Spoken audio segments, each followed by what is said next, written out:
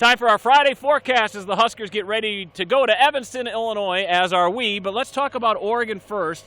What a game for the Huskers, and what did they learn by beating the Ducks? Well, I think you go back to a year ago, Andy. Nebraska was in so many of these close games that they lost in the final minute, and I just think what they learned, along with just Mike Riley's steady hand as a head coach, all of those things factored in with just how they responded through adversity, and you just felt it from the crowd. I mean, this is a fan base that has wanted this type of game, this type of moment for seemingly forever, and it delivered. And it just hasn't happened that often where the stage has been big and Nebraska's delivered in a game like that. So it was just a special week for the players, the fans, Mike Riley and the Oregon State guys, all around. Now a test to see how Nebraska handles success. They're going on the road to take on a Northwestern team that comes in 1-2 with losses to start the season against Western Michigan and Illinois State. They bounced back last week against Duke, but a disappointing start for the Cats. Yeah, Northwestern 1-2. They've had a lot of offensive struggles.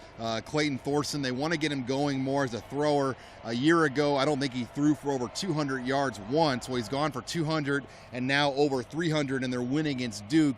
Justin Jackson, the kind of consensus all Big Ten preseason running back, has not been effective. I think injuries have bothered him. So they've had their struggles on offense. Their defense has still been, I think, good enough to win a lot of these games. And at night in Evanston, Week 1 Big Ten, they are going to give Nebraska trouble. They always give everybody trouble, especially early on in conference play like this. Anthony Walker Jr. is a name to remember. He's number 1, and he's easy to spot on the defensive side of the football for Northwestern. This guy's pretty special. Playing on a defense, it's really suited for him. Yeah, in this stadium here a year ago, Anthony Walker put on a Mel Kiper draft reel. He made so many plays against the Huskers. I feel like he's been there so many times. I'm guessing, though, Pat Fitzgerald feels like Jordan Westerkamp has been here for about 25 years, because that Hail Mary play, Westerkamp was just a freshman, and he's probably saying to himself, I got to see this guy again one more time. And by the way, he's a suburban Chicago kid, so I probably got to hear about that again. So I think there's a lot of good storylines with that defense of Northwestern and this Nebraska offense. Yeah, Westerkamp saying Monday that he'll have 100 family and friends here at Ryan Field on Saturday. And speaking of Westerkamp, you take away that Hail Mary, and the road team has won every game in this series. So what is it about the road team winning this games in this series? Well, for Nebraska, are they really the road team? That's a when good they go question. On the road?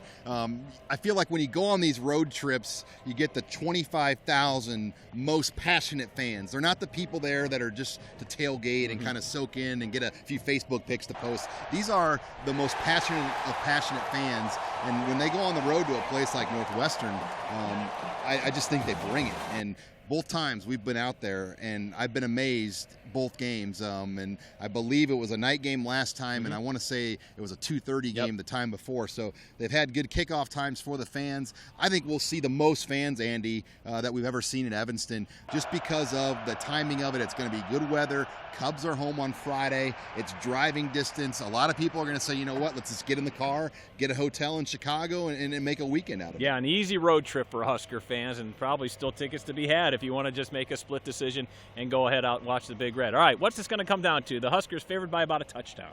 I just think they can't give Northwestern short fields and turnovers. This offense is not built to drive the field. If they can make Northwestern have 80 to 65 yard type fields, I think that is as big of a key on Saturday as anything for Nebraska, and they need to execute early. I think all of these games against Northwestern, Nebraska has gotten off to slow starts. Even the game 2 years ago, which was maybe the best game they played, or the best half they played, the second half.